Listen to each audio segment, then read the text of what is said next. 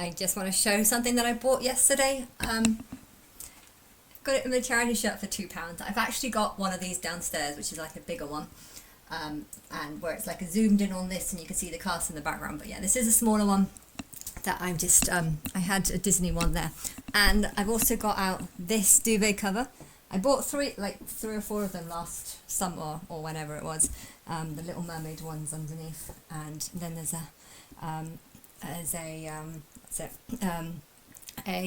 Peter Pan one, but the Peter Pan one wasn't very good, and I was very disappointed because it was very blurry. But I'm very impressed with this one because it looks really good.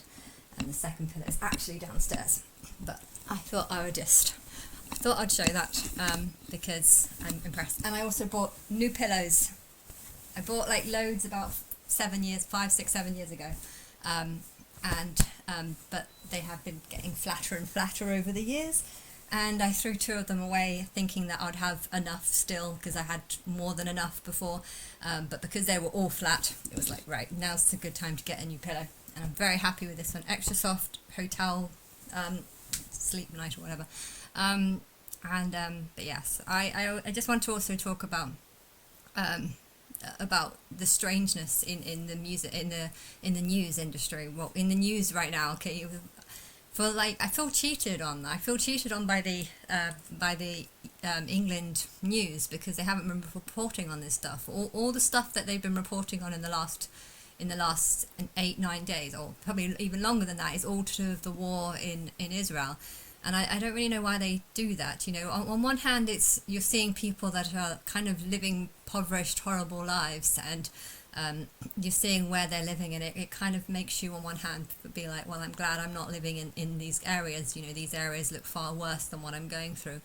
But after you've watched that, you actually just feel, where am I? You know, this earth is hell. You know, to think that places like that exist, to think that women are forced into, you know, submission in many parts of the world. You know, it's not making me appreciate my life, because as a god, I feel like this is the planet that I'm supposed to help, and how can I help a planet when I just feel so disgusted by it, and that is kind of like, I don't see prettiness, I don't see something worth saving. You know, if you that's what I was thinking. Like, when you look at the hurricane, I've been watching quite a lot of videos about the Hurricane Helene, and I don't know why the UK news aren't reporting on it.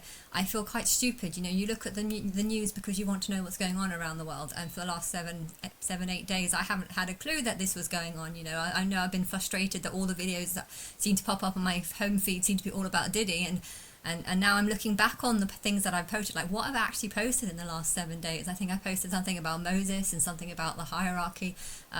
But I feel stupid to be saying all this when there's hundreds of people losing really nice houses, and you know, these areas that they show, they look nice. You know, you can see the effort that they go into shaping the roads and making the area look nice. And okay, in the Middle East it doesn't rain that often, so it's hard to get nice gardens and it's hard to water things because you can't get that. But I feel like this is a sign that people, if somewhere is really dry and deserty, and if you can't make it look nice, it's a sign that you're not meant to live there. And you know, there are some lovely tourist areas. You know, Hurghada had some nice tourist areas because they had lots of expensive hotels, and people want to go there in winter because England is cold and you want to go somewhere sunny during like the coldest time of the year. So I could see why there'll be, you know, good reasons to start developing deserty areas, because people want a nice hot holiday. And you know, but if I was comparing the two, you know, devastation in Florida and in South Carolina and all these places, you know, I want to live there. You look at these places, everyone would look at these places and think, wow, that looks, you know, I even though the people have lost houses, a part of me feels like jealous over what they've had. Wow, you got to live in that really nice house that's by the stream, that looks, you know, that looks like somewhere I would love to live. And then you see all the devastation of how many trees are cut down, and the playgrounds being torn up, and you just think, oh, that's a shame, it's a loss. But at the same time, you can still look around and see the beauty in the area, and it, you know, watching it, makes me actually kind of want to just go over there and start helping with the cleanup, because it's like that place is so pretty that you want to fight for it, and you want to say we can get this back to how it was. And I think there's definitely better ways to make a house look nice. If you are in an area that's going to be flooded a lot, design your house so that the ground floor flat can be taken up and put up on the top floor in about 2 hours. If you get furniture that can be broken up easily so you can take it piece by piece up the stairs. I know if you're elderly, that might be a struggle, but then you can have insurance. Don't just have insurance companies, but have a group of people that live in the local area that will actually be your insurance. If a flood warning happens and if it's looking like it's going to be bad, we're going to send a group of people to come round, lift all your furniture upstairs, even design your house so that maybe you have a living room upstairs or something. You can redesign a house so that you have the majority of your stuff on the second floor, and then the basement stuff. How you make a swimming pool? You'd build the swimming pool, design it to be waterproof, and so that when the water comes you can easily clean it and stuff. And well, if you design your bottom floor in that similar kind of way, so long as the structure doesn't get destroyed in the wind, there is ways of building a house that can get into a flood, and as long as it's not a huge pile of mud that comes in, it's easily cleanable. So that's what I would do. Have these houses use more waterproof or water resistant materials. Have a flooring that can be placed down like a puzzle, and then you could easily just lift it up. Quick, come on, get it up, get out. When you see it come up to your drive, just take everything, put it upstairs, and at least then you have that security. You can always also have even if you don't have the space for a high-rise storage cabinet, high-rise storage apartment, I don't know, it's a small shed that's above and secure. If you don't have that space in your garden, or if your neighbours don't want you to do that, so because they don't like the idea of you being able to look in, or maybe using it as a summer house and be able to look into their garden, if they don't want it, you can always say, well, we're not going to put windows on it. Or you can have one at the end of the street, so that if you do have certain valuables that you don't want to be destroyed, like bomb shelters. When the war used to be here, everyone used to have a bomb shelter in your garden. And well, if local towns had a local storage centre where you can put stuff. Okay, it might not take sofas or anything, but if you design your attic so that you can fit a mattress up there, that way, if you're on a bungalow house and you don't want your mattress to get wet, to have to throw it out, find some way of having a slot where you can just put it up, where you can design the house. You can see all sorts of amazing designs with furniture and stuff. Design a house where you can just lift all the furniture up to the ceiling or something, and there's some very clever stuff that you can do with this. And that's what I was thinking. When you look at all these disasters that are happening in America, you feel a need to want to fight for it and say, this is a nice place to live, and this is what this is worth fighting for. And when I look at that BBC News, I just wanted to fast forward all of it. I don't want to see this. I don't want to see this. This, it doesn't look nice. I think a lot of people go to Israel. I saw there was a woman being captured,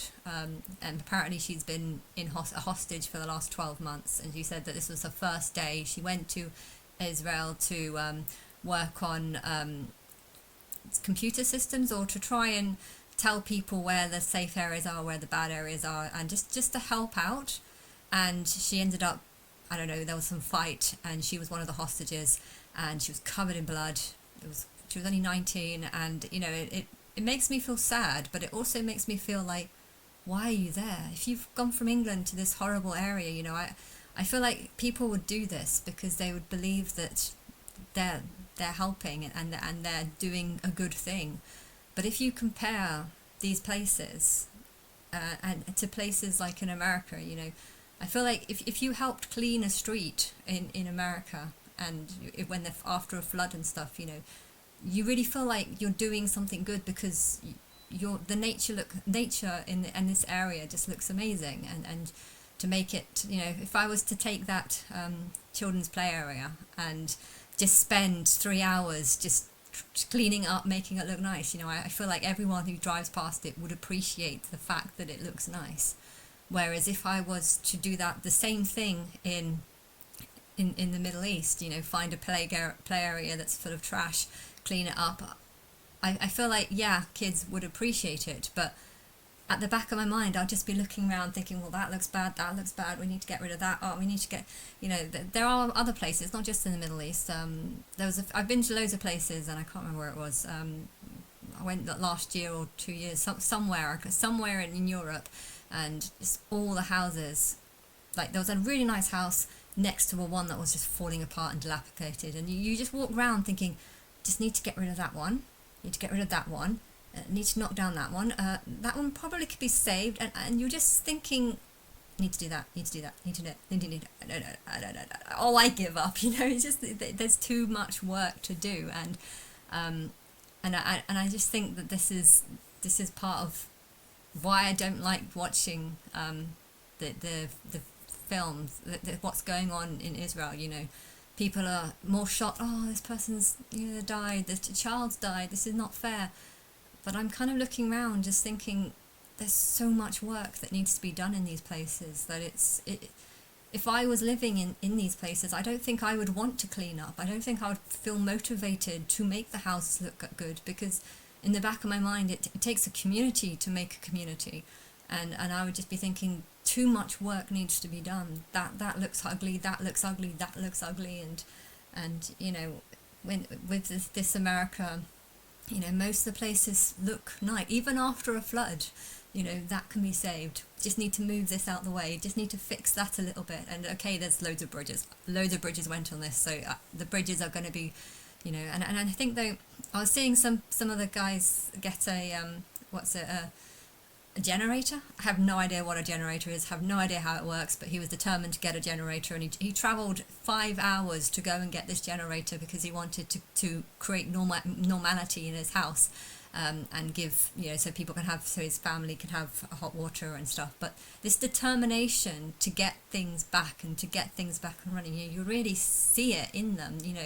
Their house is messed up, they've lost everything, but I don't know, I think his house was actually okay, this particular one. His house was okay and everything was working, and his even though he hadn't lost anything, I think there was a few tiles on the roof that went, but yeah, his motivation was trying to, get back to normality and get this generator. And I don't know how a generator works. I think you put gas in it or something. Gas was extremely expensive. I think if I was definitely there, I'd spend £1,000 on a decent battery and a couple of solar panels, so that if something like this does happen, I can keep my fish alive.